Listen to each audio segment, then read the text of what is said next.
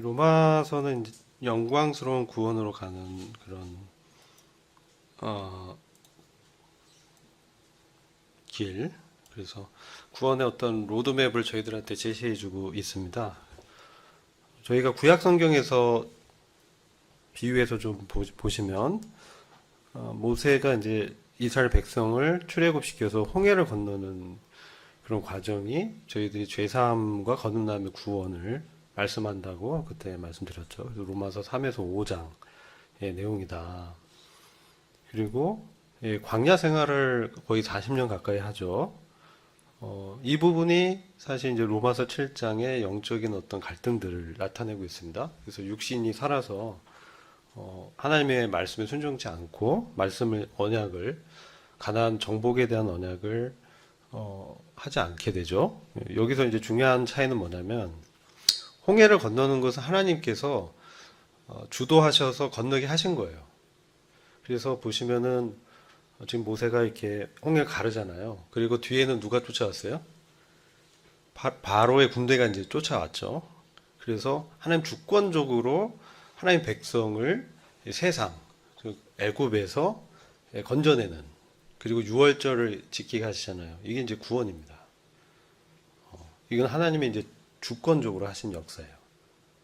그런데 이 광야에서 이 가나안 들어갈 때는 그저의 선택이었어요. 그죠? 하나님께서 주권적으로 밀어 넣지 않으셨어요. 왜냐면은 12명의 정탐꾼들이 이 가나안에 대한 그 정탐하고 온 결과 보고 하잖아요. 10명은 부정적인 얘기를 하고 2명만이 여호수아 갈렙만이 하나님의 언약의 말씀에 기초해서 우리가 들어가서 정복을 할 수 있다. 이렇게 믿음의 보고를 합니다. 근데 어땠습니까? 그들의 어떤 이성과 세상에 보이는 것으로 판단하게 되죠. 그러면서 들어가지 않기로 결정합니다. 하나님께서 사실 이게 주권 존재 밀어붙여서 넣지 않으시고 그들의 자발적인 순종을 보신 것이죠. 이것은 이제 성화의 삶입니다. 우리의 성화의 삶은, 자, 믿음을 의롭게 되는 삶은 하나님의 주권적인 역사고 은혜입니다. 그러나 성화의 삶은 성도가 하나님을 따라가고 순종하는 그런 삶의 과정입니다. 그러니까 이것은 우리의 어떤 두 가지 갈림에서 선택하는 그런 과정이 있게 되죠. 그래서 가나안에서 빽해서 이제 광야에서 40년을 방랑하게 되죠. 그러면서 1세대가 다 죽죠. 2명 빼고 다 죽습니다. 심지어 모세까지 다 죽습니다. 여기서. 그러니까 죽은 사람들이 다 구원받지 않은 건 아니죠. 그럼 모세도 구원받지 않아야 되는데, 그죠? 아론 뭐 다 죽었어요. 그죠? 1세대가. 그래서 이것은 상을 못 얻는 거예요. 가나안에 못 들어간 것은 하나님의 약속의 기업을 얻지 못했다. 하나님 백성들이. 우린 그렇게 해서 안 된다. 우리가 이스라엘의 역사를 통해서 교훈을 얻자. 이게 고린도전서 10장입니다. 그리고 요단을 이제 건너가죠.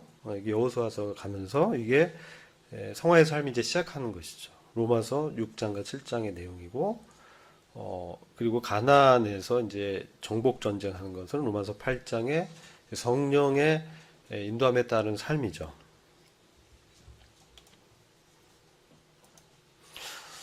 그래서 우리가 복음서를 보면 그 마테마가 누가 공간복음과 요한복음은 하나님 나라의 복음, 천국복음입니다. 천국복음. 12사도들이 천국복음을 증거했습니다. 이것은 구약에 비춰보면 애굽에서 탈출하는 겁니다.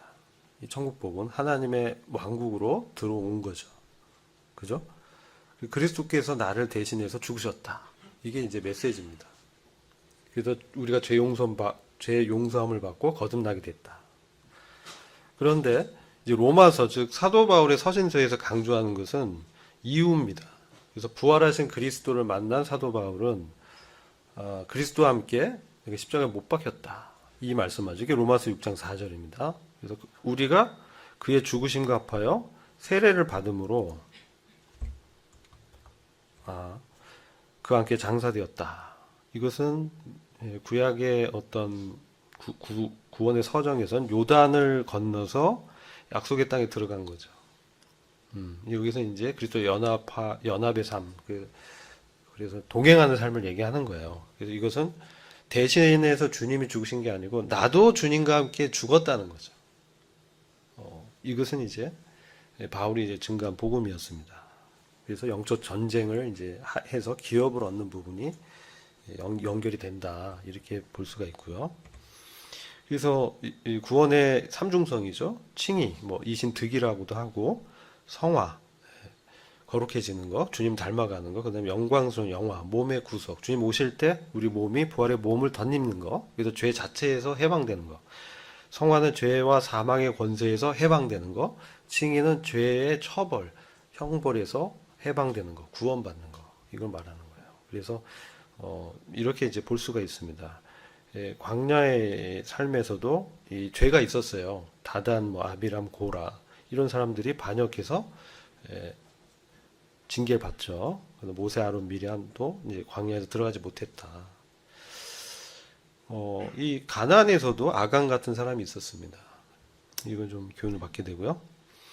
왜 영적 해방? 로마서 8장, 아까 그리스도 예수 안에 있는 자에게는 결코 정죄함이 없나니 죄와 사망의 법에서 생명의 성령의 법이 너를 해방하였다, 이렇게 말하잖아요. 그럼 이 로마서 8장의 이 복, 즉 그리스도와 연합하고 그러니까 영적으로 죄와 사망의 권세에서 해방된 자유로운 진리의 어떤 자유함, 진리로 우리가 자유케 됐는데, 이것은 방임하는 자유가 아닙니다. 방종하는 자유가 아닙니다. 주님께 나를 드리는 자유잖아요. 순종의 자유입니다. 이런 복이 열리게 되는 것이죠. 근데 원칙이 있어요. 뭐냐면 하나님이 약속해도 그것을 구하고 바라야 되는 거예요.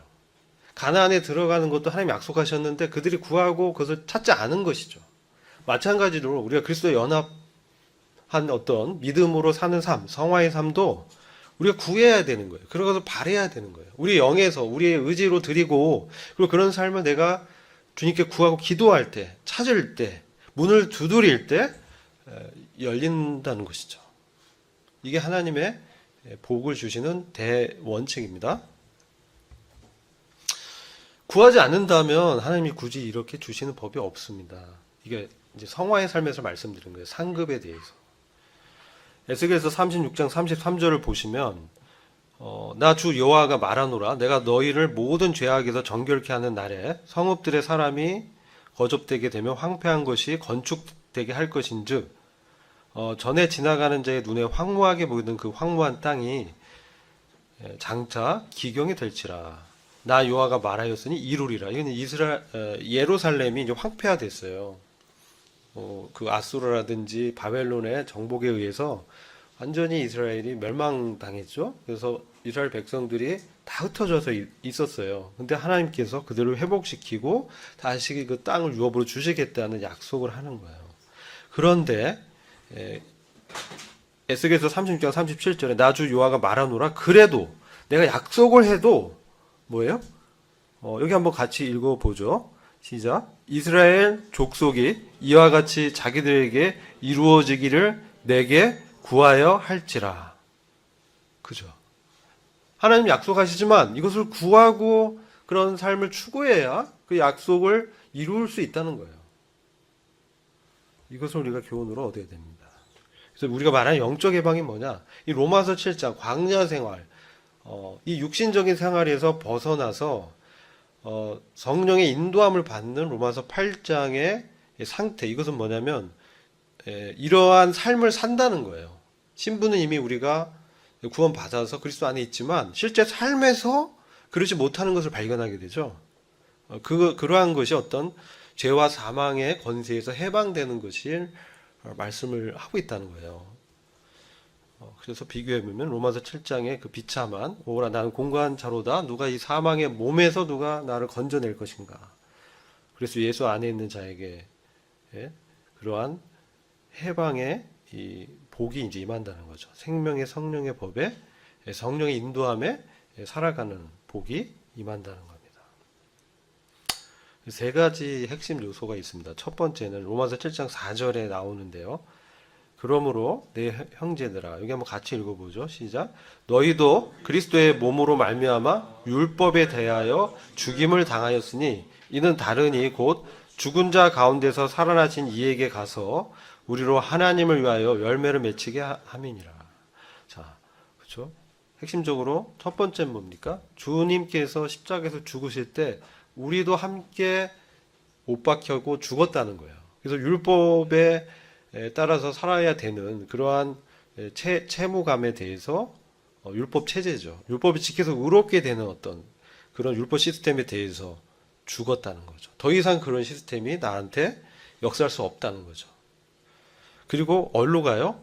로마서 7장에 주어는 나를 많이 얘기해요. 내가, 나는 뭐 이렇게 자아의 중심적인 상태죠. 근데 이제 눈을 돌려서 시선을 누구한테요? 다른 이에게. 누굽니까? 주님께. 근데 어떤 주님이냐? 부활하신 주님께 가는 것이죠. 죽은 자 가운데서 살아나신 이. 이것은 첫째 부활의 영광에 먼저 들어가신 그런 의미예요. 첫째 부활의 영광은 뭡니까? 죽은 자 가운데서 먼저 부활한 거예요. 많은 사람이 여전히 죽어 있죠. 근데 주님이 2000년 전에 먼저 부활하셔서 지금 어디 계세요? 하늘의 보좌에 위엄의 그 보좌의 우편에 앉아 계시죠. 그분께 간다는 것이죠. 그분과 교통한다는 그런 의미예요. 그분과 교제한다는 거예요.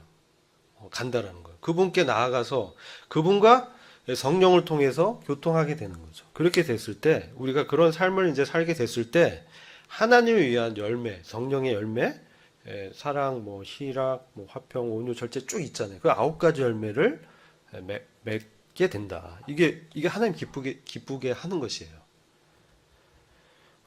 그래서 율법에서 해방됐다. 더 이상 지금 얽매였던 것 이게 뭡니까? 율법을 지켜서 의롭게 되고자 하는 이런 율법의 채무감에서 이미 어떻게 해요? 이 사람은 죽었기 때문에 벗어났다는 거예요. 율법의 채무감에서 벗어난 상태. 근데 8장 4절 보면 육신을 쫓지 않고 뭐를 쫓아 행해요? 그 영을 쫓아 행하는 우리에게 율법의 요구가 이루어진다는 거예요. 율법이 폐기된 건 아니에요. 율법 폐기론자들은 뭐 그런 걸 얘기하지만 율법은 거룩하고 영원한 하나님의 말씀이죠. 이거 없어지지 않습니다. 율법의 가장 요구의 최상위가 뭡니까? 사랑이죠. 사랑이 실천입니다. 내 이웃을 내 몸같이 사랑하라. 하나님을 사랑하라. 그런데 이게 우리 육신을 쫓을 때는 육신의 어떤 성향이 있을 때는 이런 삶이 일어날 수가 없죠. 한계 부딪혀. 근데 우리가 성령님의 인도함을 따라서 몸을 드릴 때, 순종할 때는 그 율법의 요구가 이루어진다는 거예요. 사랑하는 그 마음이 생긴다는 것이죠. 이런 것을 경험하죠. 우리가 이전에는 구원받기 전에는 냉랭하고 사람들 보면 경쟁 의식이 있고, 그쵸. 그런데 구원 이후에 성령님이 우리 안에 역사할 때 어떻습니까? 기도하면 구도자잖아요. 그죠? 구도자는 어떻습니까? 영이 죽어 있는 사람이잖아요. 그 사람하고 싸울 수 없죠. 불쌍하잖아요. 그럼 어떻게 됩니까? 나를 이렇게 괴롭혀도 누가 괴롭혀요? 그 뒤에 사탄이 악한 영의 권세가 그에게 작동하는 거죠. 그걸 우리는 간파해야 되죠. 이 사람 자체 본질은 어떻습니까? 허물과제로 죽어 있는 사람이에요. 그죠? 그대로 두면 어떻게 돼요? 지옥에 가는 것이에요. 그런 사람을 대고 우리가 막 싸울 필요 없는 것이죠. 네, 알겠습니다. 그리고 기도하는 거죠. 그러면 내 육신에서는 막 불뚝불뚝 미워하는 감정이 있습니다. 근데 우리가 기도하고 주님께 이것을 내려놨을 때 어떻게 해요? 사랑하는 마음이 일어나는 거예요. 성령님이 우리를 구원하신 그 사랑을 이제 기억나게 하시면서 나 같은 죄인도 받아주신 하나님의 그러한 은혜를 기억하게 되면서 그에 대한 사랑이 일어나고 그에 대해서 친절하게 되고 마음으로 그런 마음이 이제 일어난다는 거예요. 억지로 하는 게 아니에요. 내 마음은 막 부글부글 끓고 포카페이스로 그냥 하면서 억지로 그냥 마음은 그렇지 않은데 겉으로만 그런 게 아니에요. 실제 마음이 변하는 거예요. 실제 주님의 마음이 일어나는 거예요. 그죠? 왜? 이 율법적인 책임에 대해서 난 죽은 자예요. 이제 자유롭게 주님과 함께 주님이 십자가에서 보여준 그 사랑 때문에 그 사랑에 감동받아서 그를 사랑하게 되는 것이죠. 그래서 율법의 요구가 자연스럽게 어떻게 돼요? 이루어지는 것이죠. 근데 무엇을 통해서 그럼 영적 해방의 삶이 실제화되냐? 죽음을 통해서 된다는 거예요.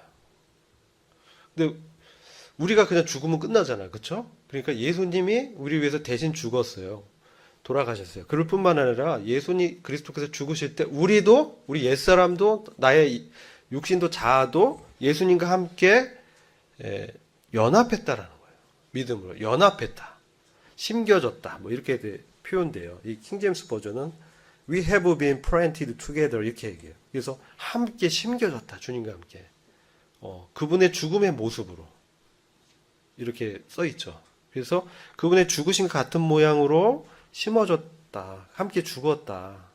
그리고 그분의 부활과 같은 모양으로 이제 살아난 주님과 함께 연합한 자가 될 것이다. 이게 미래형이지만 우리가 그런 삶을 땅에서 살아갈 때 부활하신 주님의 능력이 성령의 능력이 우리에게 나타나는 것이죠.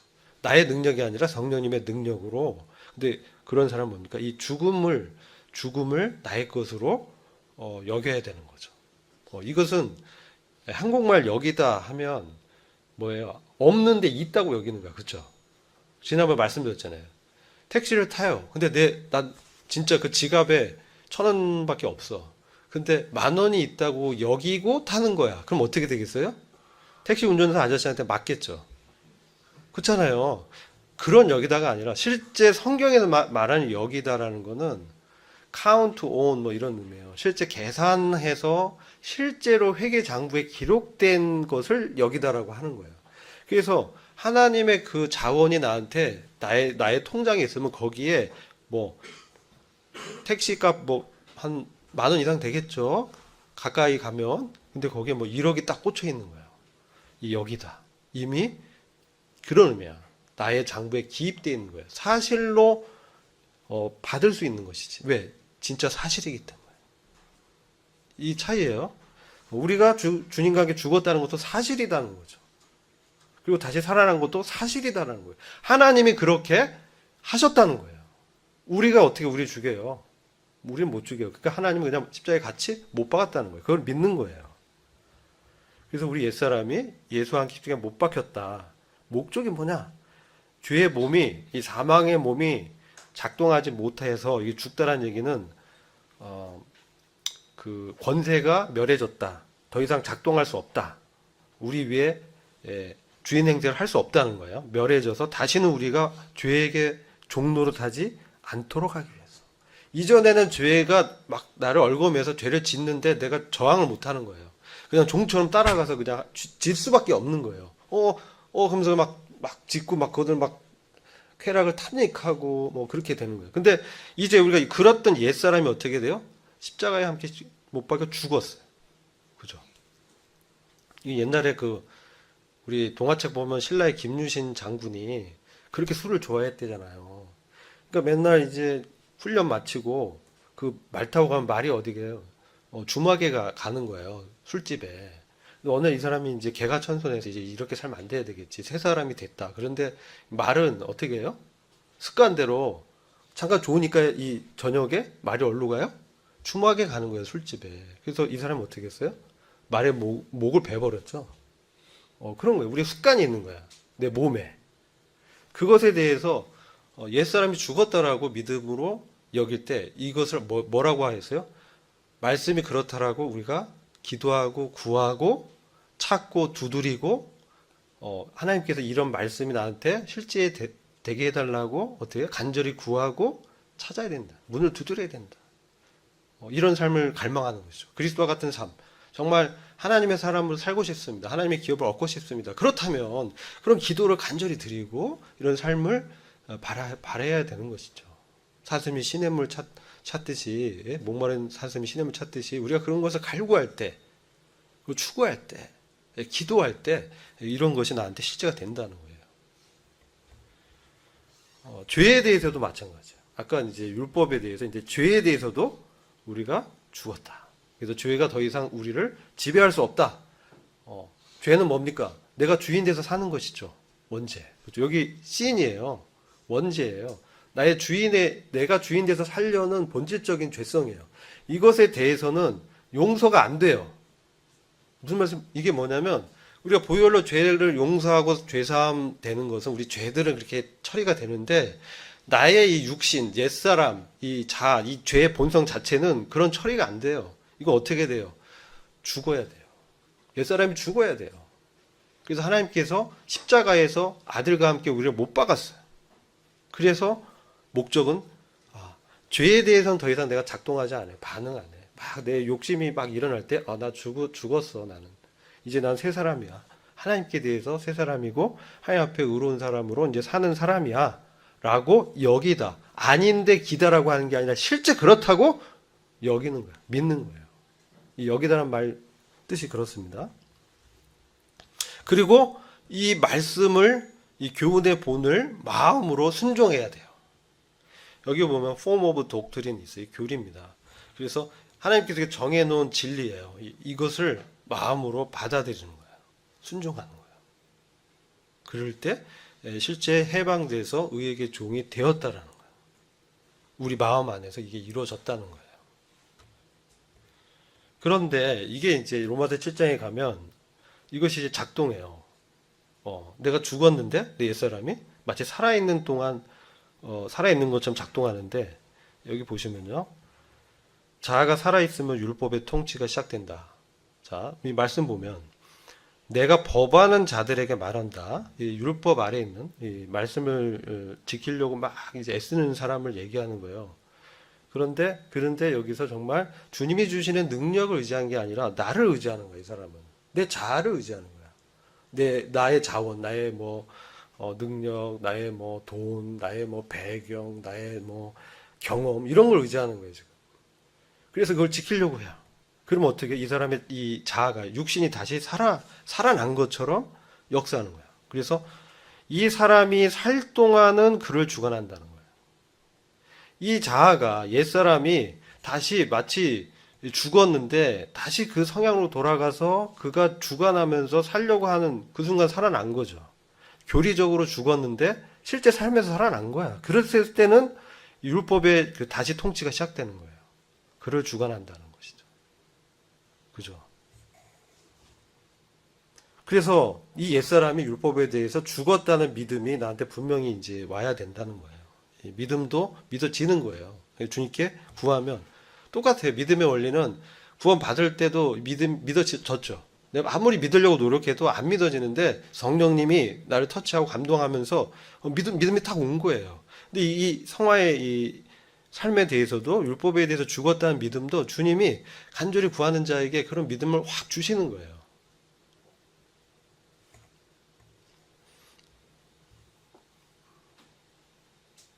그리고 로마서 8장에 가면 육신은 약합니다. 그래서 율법을 아무리 내가 내 육신, 나의 옛사람이 그런 이전의 그 나의 어떤 경력과 나의 능력으로 해보려고 해도 도저히 율법의 기준을 못 맞춘다는 겁니다.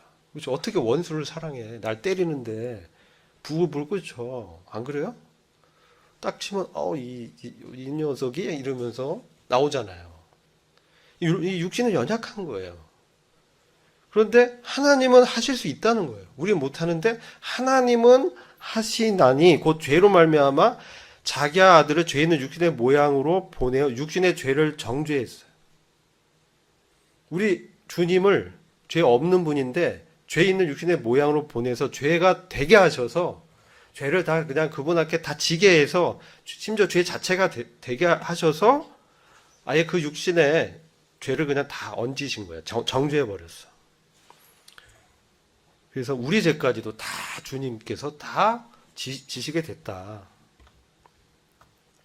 근데 이게 뭐냐면 이 육신의 한계를 정했다.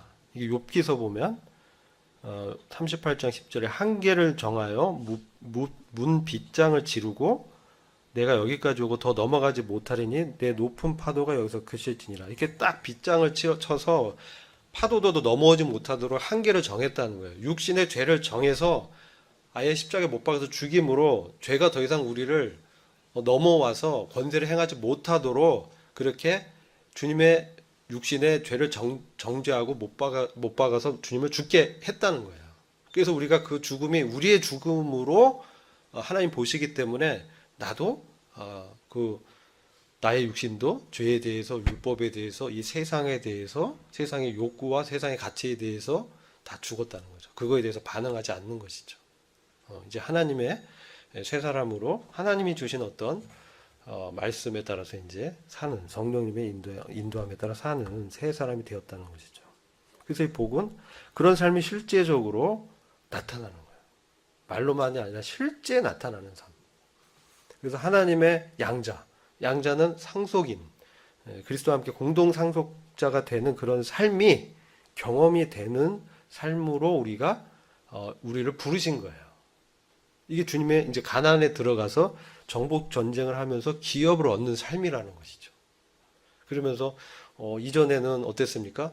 막 누가 이렇게 뭐라고 하고 내가 어떤 어려움에 처했을 때 내 육신의 방법으로 이게 살려고 했는데 그런 것에 대해서 하나님께 이제 구하고 기도하고 모임 앞에서 기도 제목 내려놓고 이게 되게 중요해요, 여러분. 예. 우리가 속으로 밀어할 때, 모임할 때 기도 제목 나누는 거예요. 왜?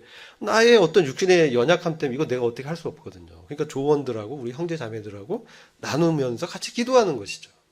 그러면 하나님의 이 역사함이 나타나는 거예요. 회중이 같이 기도할 때. 이런 게 바로 하나님의 양자의 삶이죠. 독고다이는 홀로 고독한 것이죠.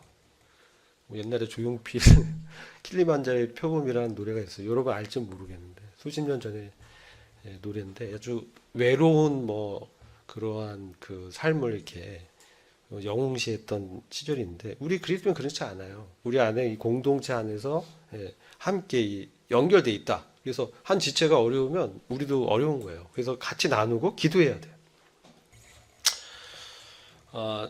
이제 정리하면 로마서 8장에 들어가면 이 영적 해방을 받는 사람의 복은 율법의 정죄로부터 자유를 얻고 그러므로 이제 그리스도 예수 안에 있는 자에게는 결코 정죄함이 없나니, 그렇죠?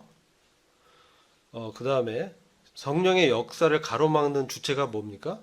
육신이에요. 나의 자아예요. 이게 십자가에 함께 못 박혀서 죽었다는 거예요. 이거 내가 죽일 수 없어요. 그래서 하나님 아예 그 못 박아 버려서 죽게 한 거예요. 죽여버린 거예요. 내가 죽으려고 막 노력해도 안 죽어요. 막 자칫 살아나요. 근데 하나님께서 그렇게 하신 거예요. 그래서 생명의 성령의 법이 역사하면서 죄와 사망의 권세에서 해방된 자유로워서 이제 즐겁게 주님을 자발적으로 섬기는 삶이 나타난다는 거죠. 이제 억지로 막 이걸 지켜야지, 내가 의롭게 돼야지, 그게 아니에요. 나를 구원하신 그분의 은혜 때문에, 사랑 때문에 내가 감동받고 너무 신나고 기뻐서 주님을 섬기는 거예요. 기뻐요. 그래서 이런 영적 해방의 이런 경험을 하게 되면은 이제 기쁨으로 주님을 섬기는 마음이 되는 거예요. 아시겠죠? 그래서 이제 힘들어도 독수리가 날개치듯 날아오르는 그러한 어떤 용솟음치는 성령님의 능력이 역사하는 거예요. 생명의 성령의 법이 작동되는 거예요. 왜? 그걸 막 뻗팅겼던 내 자아가 아무것도 아니거든, 사실요. 그렇죠? 그 되게 이전에 내가 나의 어떤 배경 이런 것들, 사도 바울 어땠어요? 굉장한 그 배경도 있었고 재산도 있었고 사회적 지위도 있었고 모든 걸 갖췄는데 그게 그에게는 뭐예요? 오히려 그런 것들이 그로 하여금 더 높아지게 하고 하나님의 어떤 말씀을 이렇게 가리우게 하고 자기가 더 이제 할 수 있다라는 그런 의지만 막 강화시켜서 어땠습니까? 지식은 없고 하나님의 말씀에 깊은 지식은 없으니까 그리스도인을 잡아다가 어떻게 해요? 넘기는 그런 나쁜 짓을 했단 말이죠. 그러나 그가 이제 그 한계를 느끼고 그리스도를 만났을 때, 부활하신 주님을 대면했을 때 그의 주가 정말 예수 그리스도가 부활하신 주님이시고 살아서 역사하시고 내 안에서 사시는 그런 놀라운 주권자다. 그 주권 앞에 엎드렸을 때 그의 그 자아가, 이 옛사람이 깨져버린 거죠. 십자가에 못 박아서 죽어버린 거죠.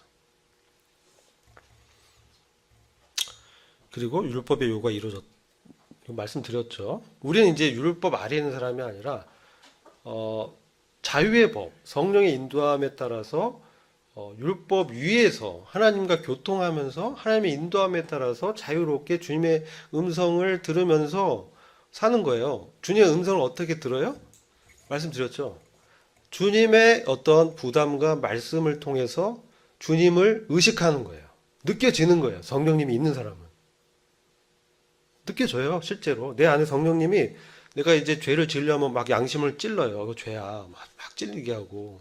그리고 어떤 성도에 대해서 막 사랑 마음이 막 일어나고, 교제하고 싶고, 기도하고 싶고, 말씀 막 읽고 싶고, 이런 게 다 뭡니까? 내 안에 성령님의 역사입니다. 그리고 뭐 기도할 때 부담되고, 막 생각도 나고, 어떤 지체를 위해서, 내가 이제 어려운 지체에 대해서 막 헌금하고 싶은 마음도 생기고, 그죠? 찾아가고 싶어 하고. 이게 다 이제 성령님의 부담 주는 거예요. 그럼 자연스럽게 내가 막 얘를 사랑해야지. 막 안 사랑하는데 억지로 하는 게 아니죠. 마음이 막 일어나는 거예요.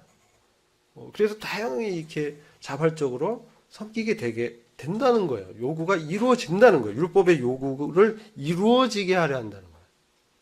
그죠? 네, 이제 오늘 여러분들이 속으로 가시면 문제를 푸실 거예요. 그래서 제가 좀 힌트를 드리면, 힌트를 드리고 마치려고 합니다. 자, 풀어보셨나요? 영적으로 소생함을 받았지만 우리 안에 처리되지 않은 채로 남아있는 육신의 강력한 힘이 있어. 그렇죠? 거듭났는데 이 어떤 옛 성품, 죄성이 아주 강력하게 막 역사하면서 우리가 이걸 제어하려고 해도 더 막 일어나는 거예요. 그죠? 먹지 마 그럼 더 먹고 싶은 것처럼 극복되지 않는 막 욕구가 일어나요. 근데 하나님은 이것을 어떻게 해결을 해 주실 것인가 있죠. 우리가 육신 안의 죄를 극복해내는 것이 아니라 그리스도께서 우리를 위해 죽으셨기 때문에 우리와 함께 죽으셨기 때문에 우리가 전에 묶여 있던 데서 죽음을 통해서 그리스도와 함께 죽음을 통해서 자유롭게 되었다는 거예요. 해방되었다는 거예요. 자, 사도 바울의 삶을 통해서 죄와 율법으로부터 해방이 실제적으로 삶에 나타나게 하신 비결은 무엇이었나?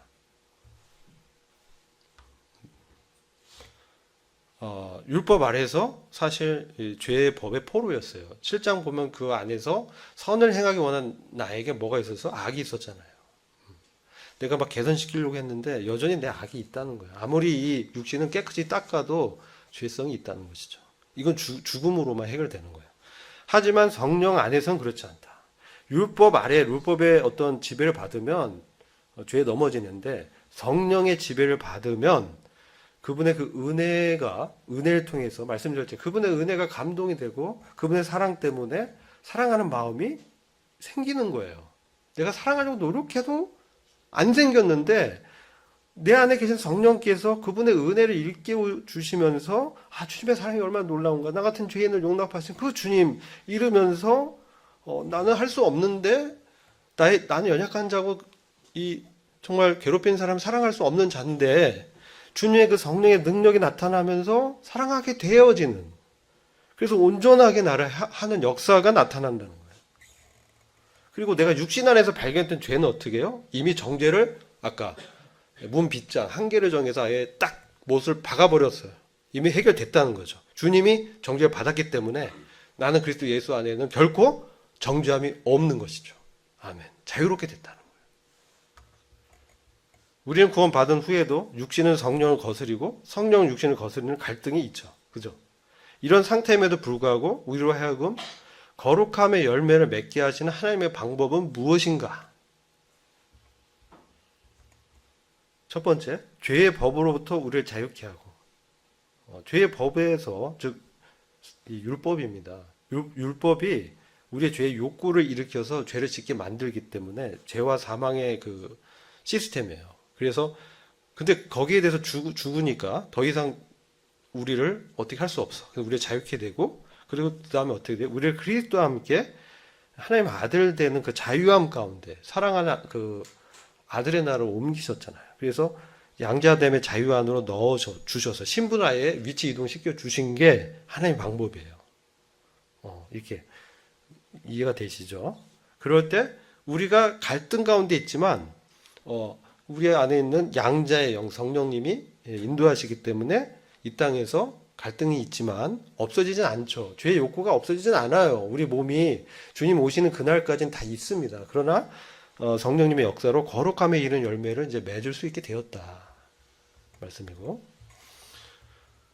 그리스도인은 하나님 아들이라는 신분을 인식하고 죄로부터 승리하는 정상적인 상태가 항상 유지되어야 함에도 불구하고 그렇지 않은 삶이 마치 정상적인 것처럼 너무나 자주 일어나죠. 그렇지 않은 실제 문제에 직면하게 돼. 그죠? 죄의 어떤 굴레, 날 넘어뜨리는 좌절감. 이러할 때 하나님께서는 어떤 방법을 우리를 가르치시는가? 하나님은 우리를 죽음에 넘긴다라는 표현을 합니다. 우리 산자가 항상 예수를 위하여 죽음에 넘김은 예수의 생명이 또한 우리 죽을 육체에 나타나게 하려 함이니라. 고린도후서 4장 11절. 이것은 주님이 이런 길을 가신 거예요. 우리가 먼저 간 게 아니고 주님이 십자가를 지신 거예요. 정말 원치 않던 그 잔이죠. 잔을 옮기길 원했지만 내 뜻이 아니라 뭡니까? 아버지 뜻에 순종하길 원한다고 죽기까지 순종하셨죠. 이게 주님의 그 자기 부인이에요. 십자가의 순종이에요. 이게 죽음에 넘기는 거예요. 그래서 그 고난 가운데서 시련과 시험 가운데서 내 뜻이 아니라 하나님의 뜻으로 나를 부인하는 것이죠. 이게 처음에 잘 안 됩니다, 사실. 주님도 울고 통곡하고 간구하고 기도해서 아버지의 응답을 받으셨잖아요. 그러니까 우리도 이런 시험 가운데 있을 때 뭡니까? 항상 이런 삶이 지속되려면은 이러한 그 십자가의 순종, 즉 자기 부인, 날마다 나를 부인하는, 그죠? 자기를 부인하고 날마다 자기를 부인하고 십자가를 지고 나를 따르라. 이렇게 주님 말씀하시잖아요. 그리고 예수 죽인 것을 항상 몸에 짊어지라. 이렇게 또 말씀해요. 우리 그 광야에 노뱀 있잖아요. 노뱀. 아시죠? 모세가 백성들이 죄 지었을 때 노뱀을 잡아서 달고 장대에 달린 그 노뱀을 바라볼 때 그들이 구원을 얻게 되죠. 노뱀은 뭐예요? 죄예요. 죄 자체예요. 그죠? 근데 그 죄 자체가, 즉, 나죠. 죄와 동화된 나죠. 근데 그 장대에 매달았어요. 근데 사실 십자가에 누가 매달렸어요? 주님이 죄가 돼서 달리셨잖아요. 내가 달려야 되는데.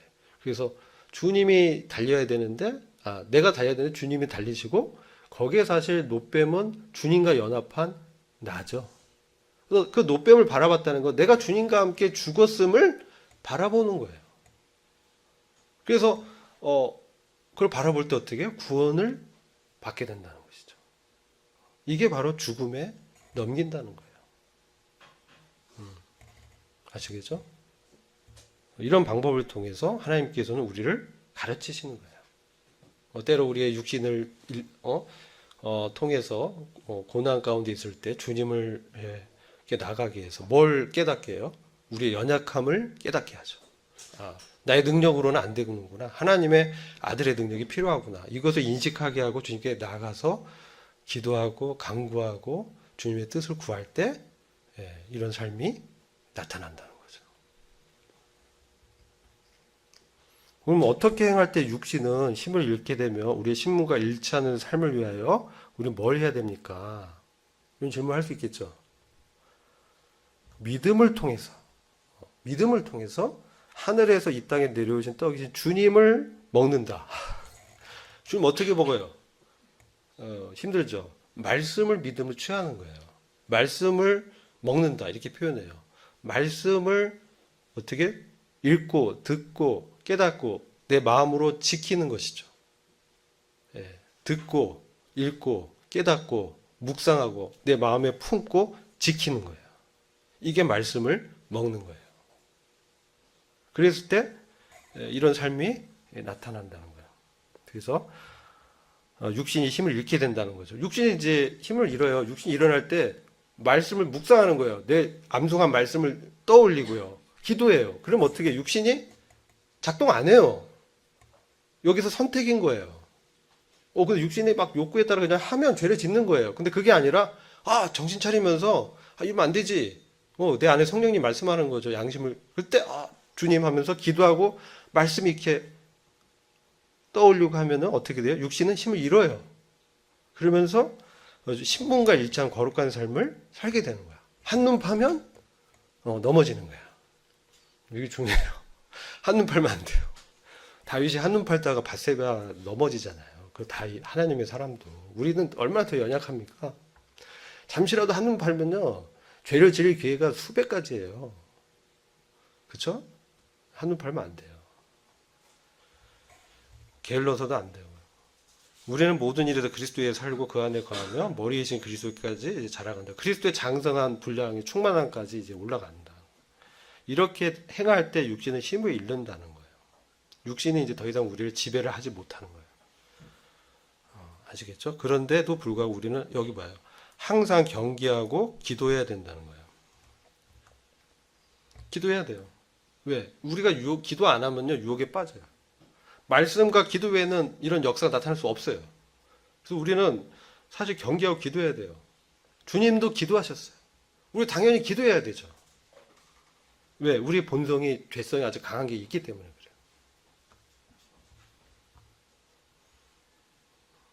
그래요. 이게 오늘 우리 말씀 읽은 거죠. 육신을 쫓아고 영을 쫓아, 말씀을 쫓아 성령님의 부담을 따라 행하는 우리에게 율법의 요구인 사랑을 행할 수 있도록 한다는 것이죠. 영으로서, 성령으로서, 말씀으로서 몸의 행실을 죽이면 살리다 하나님의 사람으로 살 수 있다는 거예요. 성령으로, 말씀으로 몸의 행실을 죽일 수 있다는 거예요. 육신이 작동할 때 그 욕구대로 살면 썩어질 걸 얻는 거예요. 심는 대로 거두는 거예요. 그러나 그때 이제 반대편에서 들리는 그 주님의 미세한 음성, 그것을 순종하면 생명과 평안의 열매를 얻는 거예요. 그리고 우리가 위의 것을 생각해야 된다. 그리스도를 생각하고 땅의 것은 생각지 말라. 명령하십니다. 문제를 너무 많이 냈네. 6번 하나님 앞에서 아들이라는 위치, 신분을 알지만 그래서 해방을 경험했지만 하나님 뜻에 무관심한 사람이 있어. 이상하죠. 그런 사람이 있어요. 실제로. 어떻게 해야 돼요? 하나님 뜻에 무관심해. 때려줘야 돼요? 혼내야 돼요? 너 왜 이렇게 살아? 막 이렇게 해야 돼요? 주님 그러지 않으셨어요. 예. 그분의 그리스도의 사랑이 그를 강권하시도록 인도해야 돼요. 그러기 위해서 기도해야 돼요. 그죠? 판단하지 말고 나도 그래, 나도 그럴 수 있고 그랬던 자다 이렇게 생각해야 돼요. 나도 한눈 팔면 금방 똑같이 된다. 경계를 삼으면서 그를 사랑하는 마음으로 기도하고 격려하고 내가 할 수 있는 것들을 해야 돼요.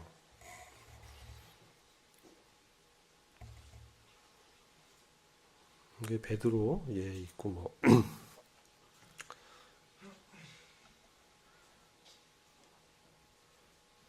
그럼 이런 승리의 삶이 지속적으로 나타나려면 어떻게 되냐?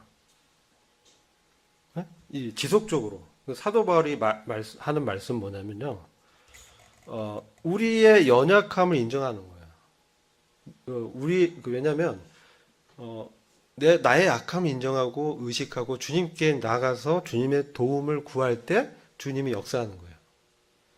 이게 원래요.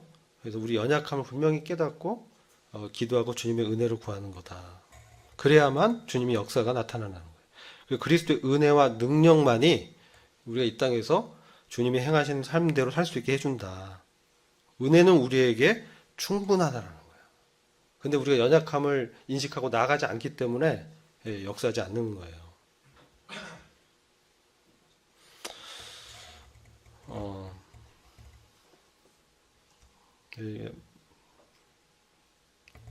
그래서 이제 우리가 승리를 경험하게 되는데 계속해서 우리는 주님이 없다면 우리가 그리스도를 떠난다면 아무것도 할 수 없는 자라는 인식을 가져야 돼요. 이게 중요해요. 주님 안에 있을 때 우리는 풍성한 열매를 맺을 수 있다. 그래서 우리가 기쁨으로 주님과 함께 동행하면서요 살 수 있는 거예요.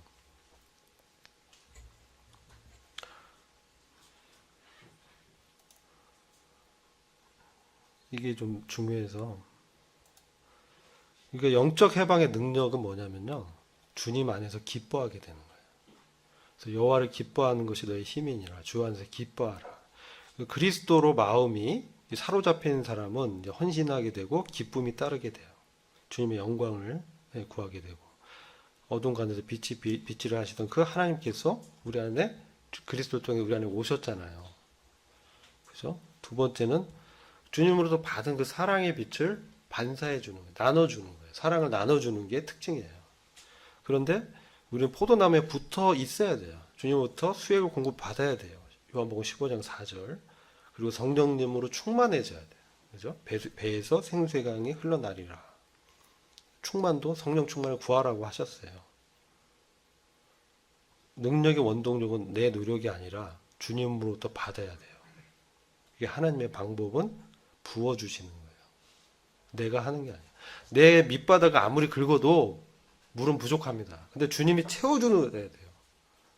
그것을 구해야 돼요. 무궁한 자원이 주님께 있습니다.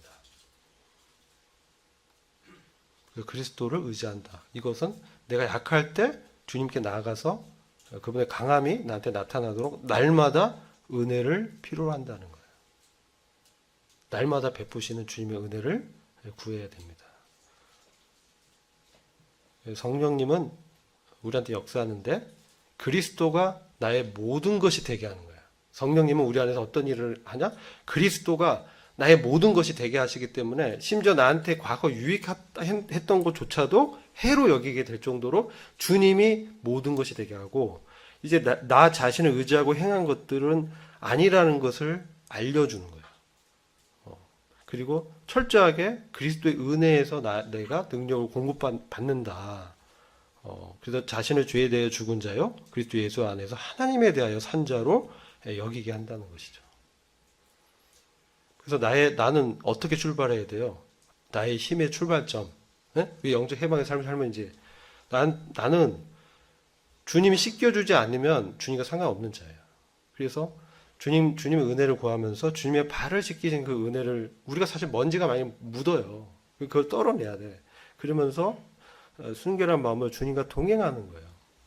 그랬을 때 주님과 함께 동행하고 나는 죽고 그리스도로 사는 갈라디아서 2장 20절이 실제화되고요. 그 결과 거룩한 삶의 능력이 나타나는데 이걸 어떻게 측정하냐? 이것은요. 바로미터는 갈라디아서 2장 20절이에요. 바로 내 안에 그리스도로 사는 거 이게 우리의 바로미터예요. 우리가 합당한 삶을 사느냐 이것은 세상 사람들의 관점이 아니에요. 내 마음이 바뀌어야 돼요. 내 마음이 변화돼야 돼요. 생각이 몸은 여기 앉아 있어도 다른 생각하면 안 되는 거예요. 근데 그건 뭐냐면 말씀에 의해서 내 마음에 무슨 생각하는 건지 다 분별이 된다는 거예요. 그래서 내 안에 믿음으로 쫓아 하는 거죠. 믿음은 뭡니까? 나는 할 수 없지만 주님은 하실 수 있다라고 믿고 나가는 거예요. 가만히 그냥 아무것도 안 하는 게 믿음이 아니고 나는 할 수 없지만 그리스도 안에서 주님이 하실 수 있다. 이 믿음을 갖고 나가는 거예요. 주님을 의지하고. 시간이 많이 됐죠? 기도하고 마치겠습니다.